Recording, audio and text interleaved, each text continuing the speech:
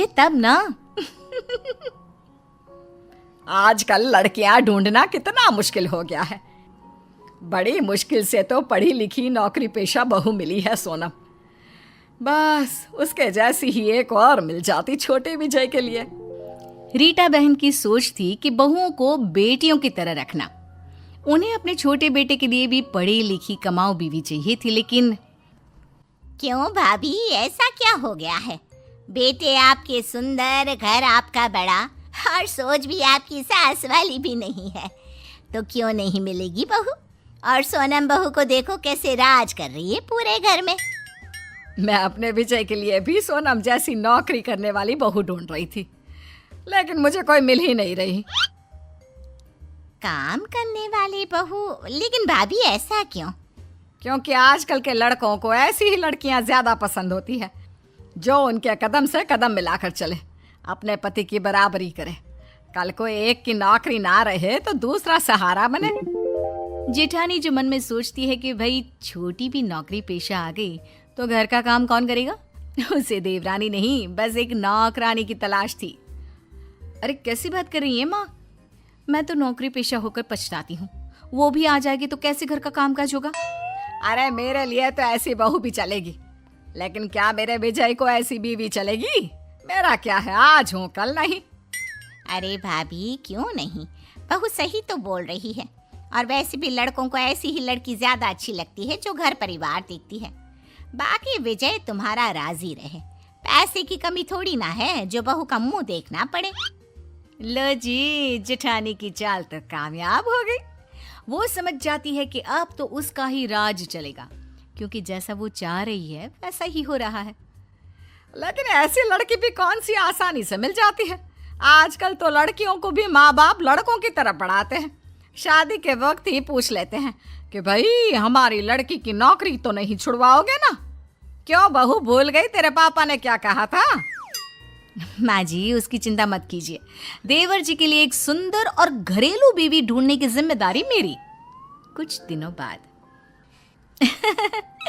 हाँ माँ जी, वो तो पापा थोड़ी ज्यादा ही सोचते हैं, नहीं तो कौन पिता नहीं चाहता कि बेटी ससुराल में काम करे, सास की सेवा करे।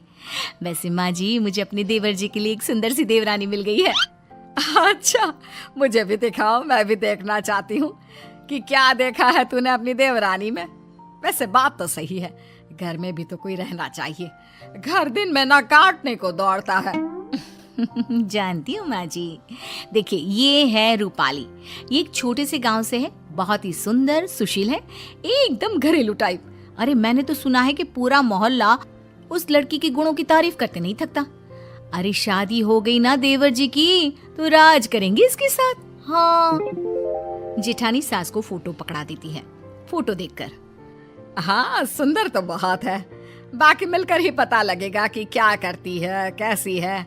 और फिर विजय को भी तो पसंद होनी चाहिए ना। तो माँ जी आप कहे तो कल ही इनके घर चलते हैं, लड़की को भी देख लें और विजय भैया भी बात कर लें, और विजय भैया को मैं बता दूं।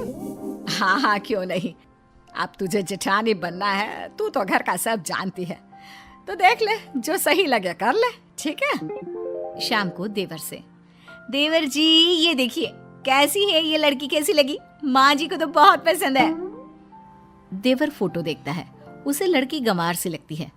नहीं भाभी ये नहीं, इसे मैं सोसाइटी में कैसे अपने साथ खड़ा करूंगा? नहीं नहीं नहीं नहीं। जेठानी को अपनी सत्ता हिलती सी दिखती है।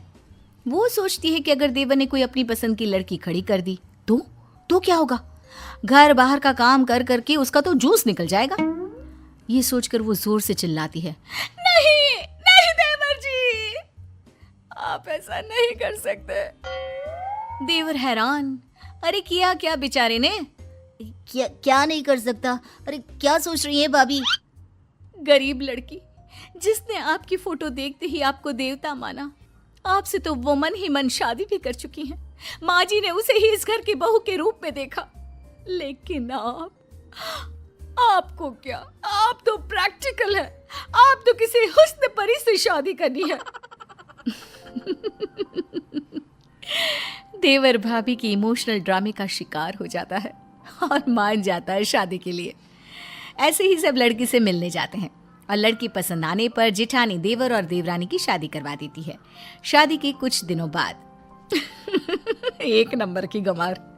अब देखो रूपाली, मुझे जॉब के लिए देर हो रही है। एक काम कर दो मेरा, कल पहनने के लिए कुछ भी नहीं है मेरे पास। आज से ना मेरे पहनने वाले सारे कपड़े तुम धो दिया करना, ठीक है?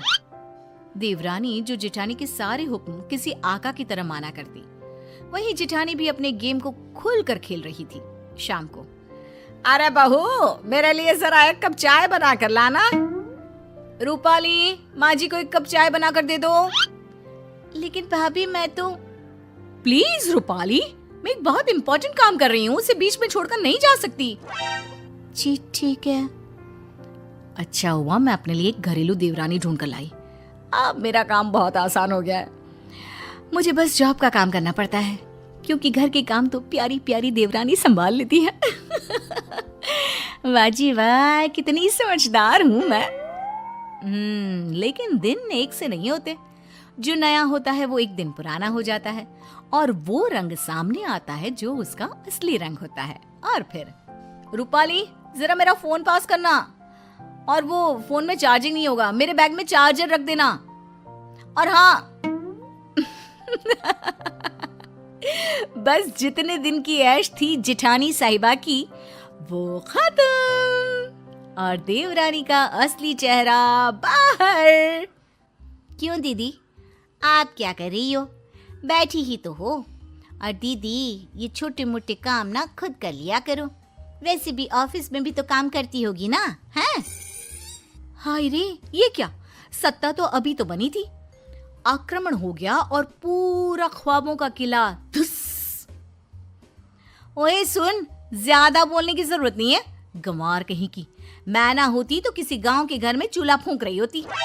ओए होए, ये मुंह और मुख की दाल। मैं कहाँ बैठी होती ये आपको ज्यादा पता है।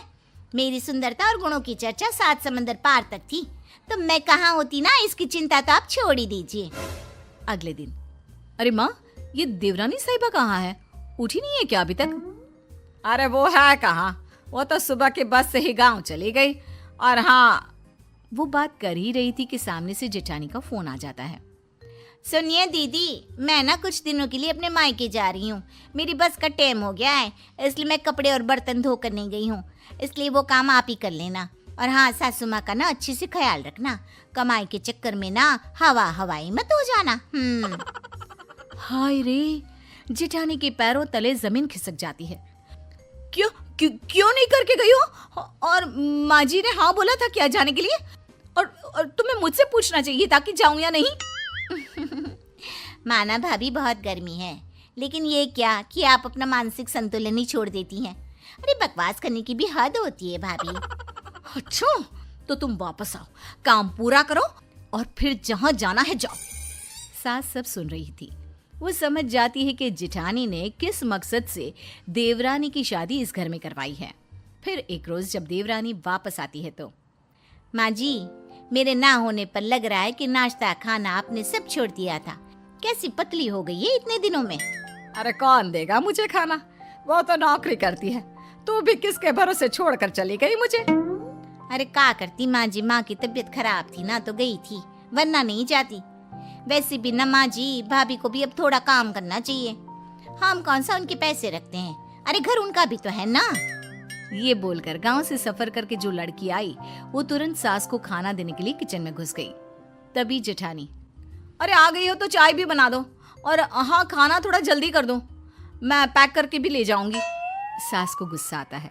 देख बड़ी बहू, तुम दोनों ही मेरी बहुएं हो, छोटी ही काम करती रहे ये ठीक नहीं। अरे तो मैं क्या करूं, मैं कमाती हूँ, मैं घर का काम नहीं कर सकती? ये इस गंवार से करवाओ, वैसे भी घर के काम तो छोटे लोग ही करते हैं। तभी देवरानी आ जाती है। माँ जी, आप ना परेशान ना हो, मैंने शाम के खाने के लिए एक छुट्टी लोग जैसी नौकरानी रख ली है। सुबह का मैं बनाऊंगी और रात का या तो भाभी या तो वो नौकरानी। और नौकरानी के पैसे तो भाभी ही देंगी ना, क्योंकि वो कमाती जो है। सास को बहू का आइडिया तो अच्छा लगता है, लेकिन जेठानी वो अब शाम का खाना बनाती है, क्योंकि पैसे वो भी औरतों के पर्स से निकले।